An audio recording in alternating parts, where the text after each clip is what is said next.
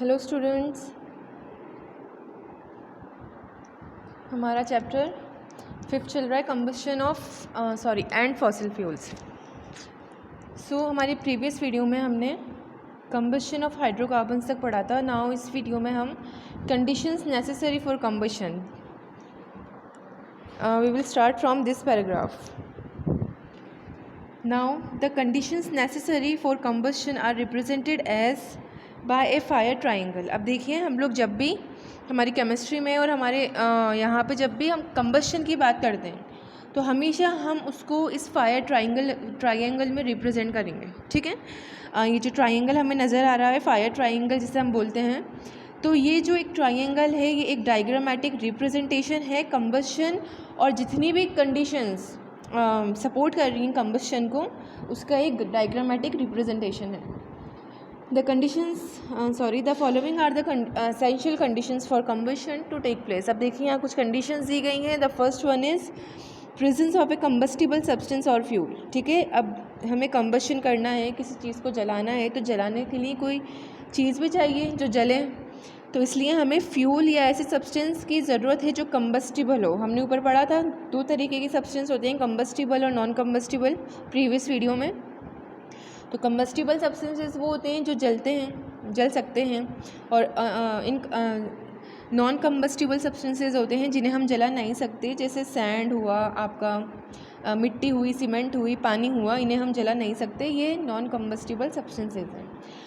तो पहली कंडीशन ये है कि हमें एक ऐसा सब्सटेंस चाहिए कंबशन के लिए जो कंबस्टिबल हो, कंबस्टिबल सब्सटेंस की ज़रूरत है। The second one is presence of A supporter of combustion. तो ये सपोर्टर जो वर्ड आया है, इससे ज़्यादा कंफ्यूज नहीं होना, यहाँ पे सिर्फ ऑक्सीजन की बात हो रही है। ऑक्सीजन गैस कंबशन को सपोर्ट करती है। विदाउट ऑक्सीजन हम लोग कोई भी चीज़ जला नहीं सकते। अगर आप ऐसी जगह प्रेजेंट हैं जहाँ ऑक्सीजन की मात्रा बहुत कम है तो वहाँ पे कोई भी चीज़ नहीं जलेगी। आप उसे जलाओगे, थोड़ा सा स्पार्कलिंग होगी, वो फिर बुझ जाएगी।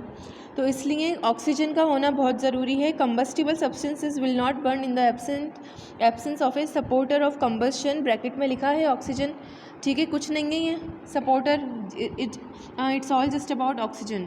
ठीक है, ये ऑक्सीजन के लिए ही आया है supporter word. N adequate supply of oxygen will maintain A steady combustion of a fuel.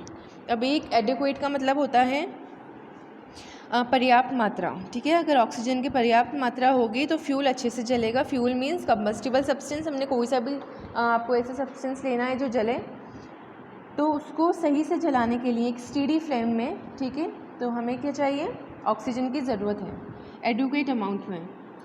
Now the third one is attainment of ignition temperature. अब देखिए, यहाँ एक नया वर्ड आया है, इग्निशन टेम्परेचर। तो बेटा, इग्निशन टेम्परेचर वो पॉइंट होता है किसी भी सब्सटेंस का जब वो सब्सटेंस जलना स्टार्ट करते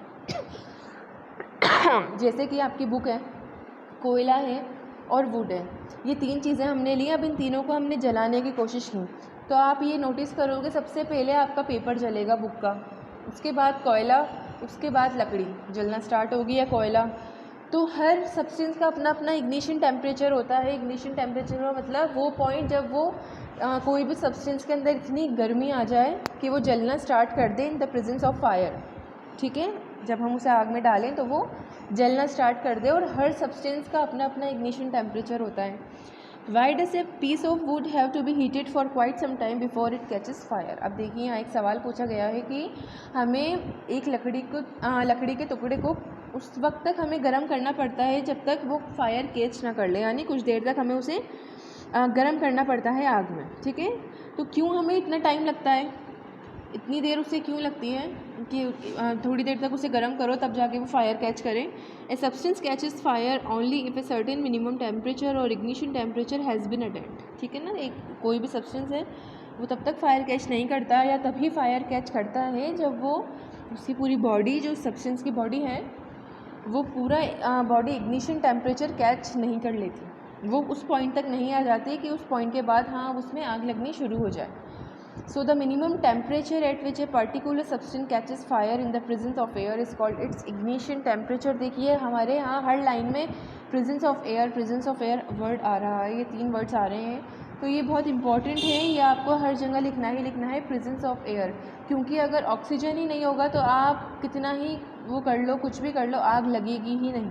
ऑक्सीजन का होना ज़रूरी है, एयर का होना तो ज़रूरी है, ठीक है। सो वो मिनिमम टेम्परेचर किसी भी सब्सटेंस का, ठीक है, सबके अपने अपने इग्निशन टेम्परेचर होते हैं। जिस पॉइंट पर आके वो चीज़, वो सब्सटेंस फायर कैच कर ले, इतना गर्म हो जाए वो कि अब उसमें आग लग जाए, तो वो पॉइंट इग्निशन टेम्परेचर कहलाता है। Substances that catch fire easily are called inflammable substances. They are also called flammable substances. देखिए inflammable और flammable में कोई फ़र्क नहीं है, ये एक ही वर्ड है। ये जो आगे आई एन इन लगा है ये जस्ट लैंग्वेज है, लैटिन लैंग्वेज, उसकी वजह से यहाँ पे आई एन इन लगा है। बाकी जो सब्सटेंसेज ईजिली फायर कैच कर लेते हैं वो इनफ्लैमेबल सब्सटेंसेज होते हैं, जिन्हें हम फ्लैमेबल भी बोल सकते हैं। कोई डिफरेंस नहीं है, एक ही वर्ड है, आप इन लगाओ ना लगाओ, both are the same words. These substances have low ignition temperature. अब देखिए ये जो सब्सटेंसेज होते हैं जो बहुत जल्दी से फायर कैच कर लेते हैं, तो कॉमन सेंस की बात है, उनका इग्निशन टेम्परेचर भी कम होगा, यानी थोड़ी सी गर्मी, ज़रा सी आग प्रोवाइड करवाने पर उसमें आग लग सकती है। Alcohol, petrol, LPG and nylon fibres are example of inflammable substances और फ्लैमेबल सब्सटेंसेज। तो यहाँ आपको 4 एग्जाम्पल दिए हैं, एक तो है अल्कोहल, दूसरा पेट्रोल, तीसरा LPG and the last one is nylon fibre, जो कि एक सिंथेटिक फाइबर है। इसलिए हम लोग ये बोलते हैं कि जब भी हम सिंथेटिक कपड़े पहने तो आग के पास ना जाएं। अल्कोहल में भी आग लग सकती है, पेट्रोल तो हम सब जानते ही हैं। थोड़ा सा आप एक जली हुई माचिस को जलाकर अगर आप बहुत सारे पेट्रोल में फेंक दोगे तो वो इतनी सी आग भी काफ़ी होगी उस पेट्रोल में आग लगाने के लिए। सो एज़ एलपीजी भी ऐसी होती है, गैस सिलेंडर्स जो हमारे घरों पे होते हैं, एक छोटी सी मैच स्टिक से हम उसमें आग लगा सकते हैं। अल्कोहल भी ऐसा ही होता है, और नायलॉन फाइबर्स भी कुछ इसी तरीके के होते हैं, बहुत जल्दी उनमें आग लग सकती है, उनका इग्निशन टेम्परेचर बहुत कम होता है। So here is the activity, now we will discuss क्या है, differentiate between flame and yellow flame.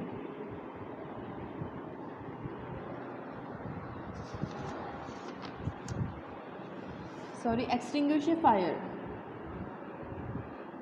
A fire can be extinguished by removing one or more essential conditions for combustion. अब देखिए extinguish का मतलब होता है आग बुझाना, ठीक है, किसी चीज़ को बुझा देना, आग को बुझा देना। तो हम फायर को कब बुझा सकते हैं, जब ये जो 3 कंडीशंस हमने पढ़ी हैं ऊपर, इनमें से किसी भी एक कंडीशन को आप हटा दीजिए, रिमूव कर दीजिए, तो वो आग बुझ जाएगी, एक्सटिंग्विश्ड हो जाएगी। The simplest way to put off fire is to pour water on it. अब देखिए जो सबसे सिंपलेस्ट वे है जो हम जानते हैं आग बुझाने का, वो है कि उस पर पानी डाल दो।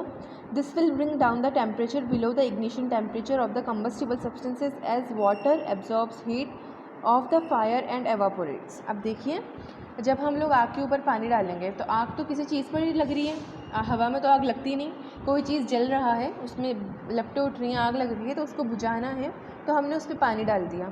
अब पानी क्या करेगा, वो जो इग्निशन टेम्परेचर था उस सब्सटेंस का, यानी कि वो जो गर्मी उसके अंदर थी वो उसको सारा एब्जॉर्ब कर लेगा पानी, और वो गर्मी को एब्जॉर्ब करके हमने पढ़ ही लिया कि अब जब वाटर को हीट कराएंगे तो वो भाप बन जाता है, तो सारा पानी भाप बन के उड़ जाएगा। आप देखते हैं ना जब आप किसी चीज़ पे पानी डालते हैं तो आग बुझने लगती है और हमें भाप नज़र आती है, तो वो भाप क्या है, वो वाटर है जो उस गर्मी को एब्जॉर्ब कर लेगा उस सब्सटेंस की और उसके इग्निशन टेम्परेचर को कम कर देगा और ख़ुद क्या हो जाएगा, भाप बन के हवा में उड़ जाएगा।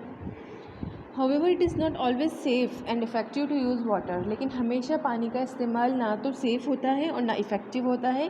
अब वो क्या कंडीशन है जिन कंडीशंस पे हम पानी का इस्तेमाल नहीं कर सकते, तो वो यहाँ ये 2 पॉइंट्स दिए गए हैं। The first one is water is ineffective in extinguishing fires due to burning petrol, kerosene or diesel. Water is heavier and immiscible with these substances. As a result, it forms a lower layer and the substance above continues burning. अब देखिए पानी कब infective है, जब आप petrol या petroleum से बने हुए प्रोडक्ट्स, नॉट प्रोडक्ट्स एक्चुअली, इन चीज़ों पर आग लगी है, पेट्रोल से आपने किसी चीज़ पर आग लगाई है या पेट्रोल में आग लग गई, केरोसिन हुआ, डीजल हुआ, तो इनको बुझाने के लिए हम पानी का इस्तेमाल नहीं कर सकते। क्यों नहीं कर सकते, क्योंकि पानी इन तीनों ही चीज़ों से हैवी होता है वेट में, उसका वॉल्यूम ज़्यादा होता है, पेट्रोल और डेंसिटी ज़्यादा होती है, वॉल्यूम नहीं, डेंसिटी पानी की पेट्रोल, केरोसिन और डीजल से ज़्यादा होती है। और ये इमिसिबल भी है। इमिसिबल का मतलब ये इन तीनों ही चीज़ें आपस में नहीं घुल सकती। पेट्रोल पानी के साथ नहीं घुल सकता, आप केरोसिन डीजल को पानी में नहीं घोल सकते। ये पानी के ऊपर फ्लोट करने लगते हैं। ये पानी के ऊपर क्या करने लगते हैं? फ्लोट करने लगते हैं। इसलिए क्या होगा, जब ये पानी के ऊपर फ्लोट करने लगेंगे तो सारा पानी तो नीचे आ गया, ये पानी के ऊपर है, तो ये जलते रहेंगे। आप कितना ही पानी डाल दो, पानी नीचे की तरफ आता जाएगा और ये ऊपर की तरफ उठकर जलना फिर से स्टार्ट हो जाएंगे। और पानी क्या बना लेगा? Forms a lower layer and the substance above continuous burning. ठीक है, पानी तो नीचे की लेयर बना लेगा, ये ऊपर उसके फ्लोट करते रहेंगे और जलते रहेंगे। Water conducts electricity and it should never be use to extinguish electrical fires. अब देखिए, बाई चांस अगर आपके घरों पर मीटर बोर्ड्स हैं वगैरह हैं, तो ऐसे किसी इलेक्ट्रिकल ऑब्जेक्ट में आग लग जाती है तो हमें तब पानी का इस्तेमाल नहीं करना चाहिए। क्यों? क्योंकि हम लोग जानते हैं कि पानी इलेक्ट्रिसिटी को कंडक्ट करता है, पानी के अंदर करंट बहता है, इसलिए it is highly dangerous as people can get electrocuted electric shock while trying to extinguish the fire. अब देखिए, ये बहुत ज़्यादा डेंजरस है। अगर किसी इलेक्ट्रिकल अप्लायंस पर या किसी इलेक्ट्रिकल से चलने वाली चीज़ पर, इलेक्ट्रिसिटी से चलने वाली चीज़ पर आग लग गई, तो अगर हमने पानी का इस्तेमाल करा उस आग को बुझाने के लिए तो हमें करंट भी लग सकता है। ठीक है, now fire extinguishers are use to put off fires. अब देखिए, हम लोग जानते हैं फायर एक्सटिंग्विशर्स क्या होते हैं, हम इनका इस्तेमाल करते हैं आग बुझाने के लिए। There are different types of extinguisher use for different kinds of fire. The 3 main types of extinguishers are discussed below. अब देखिए, फायर एक्सटिंग्विशर्स के भी 3 पार्ट्स होते हैं। ठीक है, 3 तरीके के फायर एक्सटिंग्विशर्स होते हैं और उनको अलग अलग तरीक़ों की आग बुझाने के काम में लिया जाता है। 2 तरीके की तो हमने शुरू में पढ़ी ली हैं। अगर बाई चांस इलेक्ट्रिसिटी के ऑब्जेक्ट्स पर या कोई सी अप्लायंस पर आग लग गई तो पानी का इस्तेमाल ना करें। ठीक है, बर्निंग, अगर पेट्रोल वगैरह बर्न हो रहा है, जल रहा है, तो उसको बुझाने में भी आग इनफेक्टिव रहेगी, बहुत लंबा समय लग जाएगा पानी से आग बुझाने में, बहुत ज़्यादा टाइम हमें लग जाएगा। तब तक तो वो जितना भी पेट्रोल वगैरह जो कुछ भी था हमारे पास फ्यूल, वो सब ख़त्म हो जाएगा जलकर। तो इनके बेसिस पे हमने 3 तरीके के एक्सटिंग्विशर्स बनाए हैं जो अलग अलग तरीक़ों की आग को बुझाने के काम में लिए जाते हैं। The first one is water extinguishers. These used for extinguishing fires due to solid materials such as paper, wood and textiles। अब देखिए, ये जो सॉलिड मटेरियल्स में अगर आग लग जाती है तब हम वाटर एक्सटिंग्विशर का इस्तेमाल करते हैं। ठीक है, these extinguishers have water with air under high pressure। Water extinguishers fire bye cooling effect. अब ये जो पानी वाले एक्सटिंग्विशर्स होते हैं इनके अंदर हवा भी भरी होती है बहुत ज़्यादा हाई प्रेशर के साथ, और ये पानी आग कैसे बुझाता है ये वाला water extinguishers? By cooling effect. ठीक है, हमने ऊपर पढ़ा था कैसे होता है कूलिंग इफेक्ट। पानी क्या करेगा, हीट को, इग्निशन टेम्परेचर जो है सब्सटेंस की जो हीट है, जो सॉलिड सब्सटेंस जल रहा है उसकी हीट को एब्जॉर्ब कर लेगा और उसका इग्निशन टेम्परेचर को कम कर देगा, तो वो कूलिंग इफेक्ट हुआ, कूल हो गया सब्सटेंस। तो ऐसे वाटर एक्सटिंग्विशर्स वर्क करते हैं। Now the second one is form extinguishers. Form mean झाग। Foam extinguishers are used for extinguishing fires due to liquid materials such as petrol और डीजल। अब देखिए, पेट्रोल और डीजल्स को की आग को बुझाने के लिए हम लोग फोम एक्सटिंग्विशर्स का काम में लेते हैं, इसको काम में लेते हैं। अगर बाई चांस पेट्रोल या डीजल ने आग कैच कर ली, जैसे पेट्रोलियम्स में आग वगैरह लग जाती है, तो वहाँ पे इस कैटेगरी के एक्सटिंग्विशर्स का काम में लिया जाता है।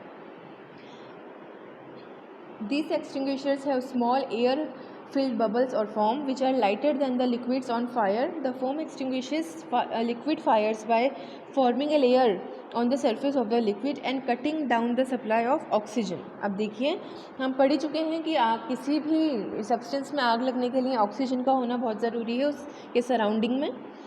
तो ये क्या करता है फोम एक्सटिंग्विशर? सबसे पहले तो ये छोटे छोटे बबल्स होते हैं, फोम होते हैं जिनमें हवा भरी हुई होती है। ठीक है, और ये क्या होते हैं, लिक्विड से लाइटर होते हैं। अब जाहिर सी बात है, अगर लिक्विड से लाइट होगा तो लिक्विड के ऊपर ही जाएगा। हम पढ़ चुके हैं कि जो जितनी लाइट चीज़ होती है, शायद आपने अभी पढ़ा नहीं होगा, जितनी भी चीज़ लाइट होती है वो हमेशा ऊपर की तरफ उठती है। जैसे हवा लाइट होती है तो वो ऊपर होती है, लिक्विड थोड़ा हैवी है तो वो नीचे की तरफ होता है। ठीक है, ऊपर की तरफ उठती है लाइट एयर।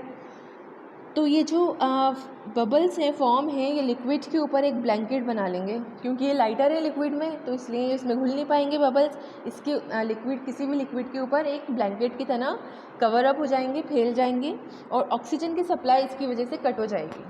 ऑक्सीजन की सप्लाई कट हो जाएगी तो अपने आप जो जलने वाली चीज़ है, जो कंबस्टिबल सब्सटेंस है, वो अपने आप जलना बंद कर देगा, चाहे से उसका इग्निशन टेम्परेचर कितना ही हाई हो जाए। जैसे ही ऑक्सीजन की सप्लाई कट हुई, उसमें आग लगनी बंद हो जाएगी।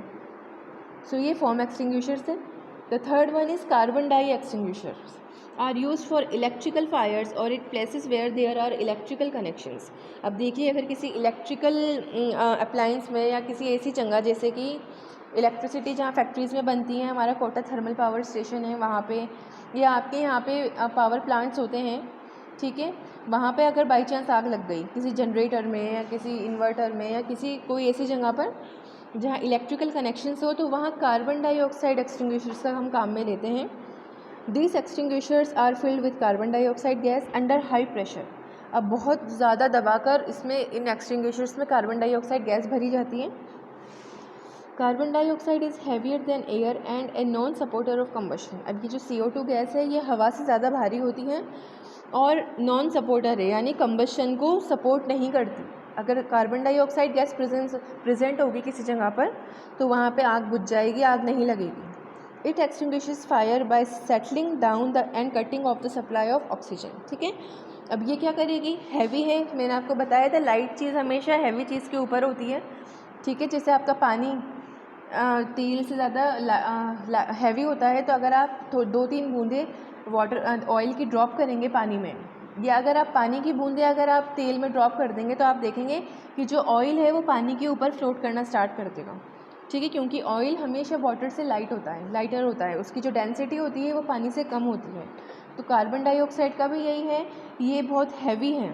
तो ये हैवी होने की वजह से क्या होगा, ये नीचे की तरफ बैठने लगेगी, यानी कि वो जहाँ आग लगी है उसके अंदर सेटल डाउन होने लगेगी। जब हम हाई प्रेशर से कार्बन डाइऑक्साइड को किसी भी इलेक्ट्रिकल अप्लायंस पे जहाँ पर आग लगी है उसके ऊपर हम लोग पॉर अप करेंगे, डालेंगे हाई प्रेशर से, उसको छिड़केंगे एक्सटिंग्विशर को ऑन करके, तो ये क्या करेगी, नीचे की तरफ सेटल डाउन होने लगेगी और ऑक्सीजन की सप्लाई को, इससे अपने आप ऑक्सीजन की सप्लाई कट ऑफ हो जाएगी।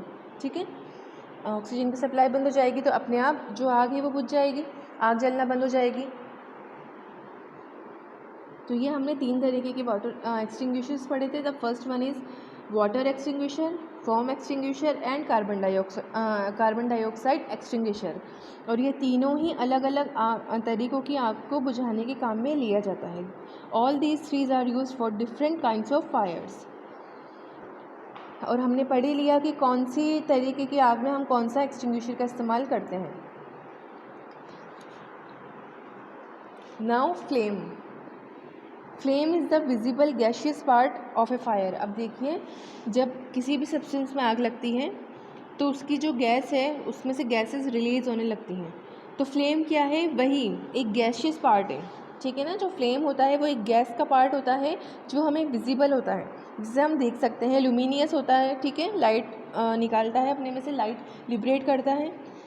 The flame can have different colors depending upon the nature of the combustible substances, availability of air and temperature। तो ये 3 यहाँ कंडीशंस आई हैं जिनके ऊपर फ्लेम का कलर डिपेंड करता है। मतलब आपको फ्लेम अलग अलग कलर्स में भी मिल सकता है, आप उसे देख सकते हो। और ये किस चीज़ पर डिपेंड करता है, फ्लेम का colour depending upon nature of the combustible substance, यानी कंबस्टिबल सब्सटेंस का नेचर कैसा है, वो जलता कैसे है, एक वहाँ पे एयर की अवेलेबिलिटी कितनी है, और दूसरा temperature. Hydrocarbons burn to produce a yellow और ए ब्लू फ्लेम। अब जब हाइड्रोकार्बन्स बर्न होते हैं, जलते हैं, तब वो या तो येलो कलर का या ब्लू कलर का फ्लेम हमें देते हैं जलते वक्त। Figure 5.3 shows the change in flame colour of A Bunsen burner with an increase और डिक्रीज इन ऑक्सीजन सप्लाई। अब देखिए यहाँ फिगर 5.3 है, यहाँ पे हमें चेंज बताया है, फ्लेम के कलर को चेंज करके यहाँ इस एक्टिविटी में दिखाया गया है इस फिगर के अंदर। और ये कैसे करा है इन्होंने, यहाँ पे देखिए आपको नीचे एक होल नज़र आएगा।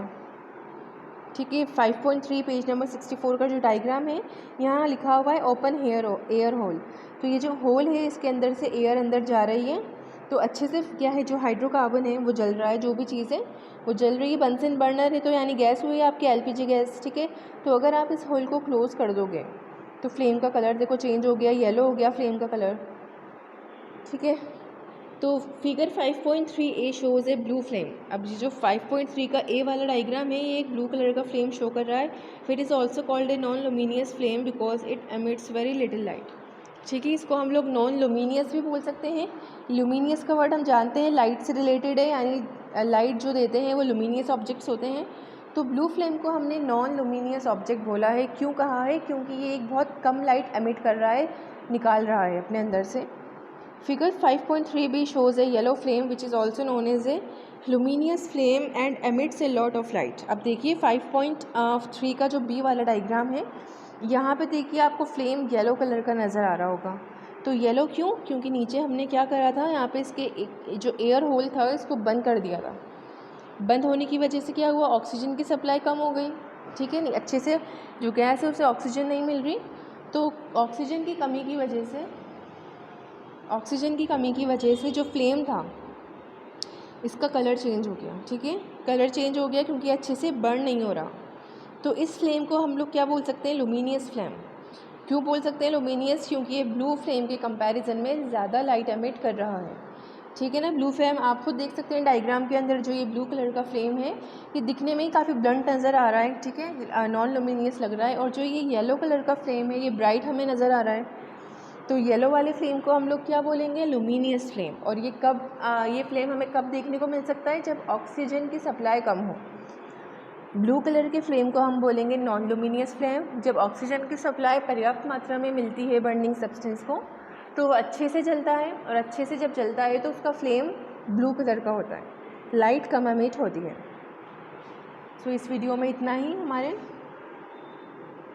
फिर हम हमारी नेक्स्ट वीडियो में देखेंगे zones of a candle flame और ब्लू और येलो फ्लेम के बीच का डिफरेंस हम लोग देखेंगे। Thank you.